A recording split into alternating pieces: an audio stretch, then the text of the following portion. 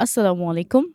Walaikum assalam. How are you? I'm fine. How about you? Alhamdulillah, I'm also fine. What is your name? My name is Purnima Khatun. My family member and friends call me Purnima. You call me Purnima. How often do you use internet? Sometimes I use internet for education purpose. How has the internet changed daily life? Internet has changed our daily life because it helps us any purpose. Is the internet safe for children?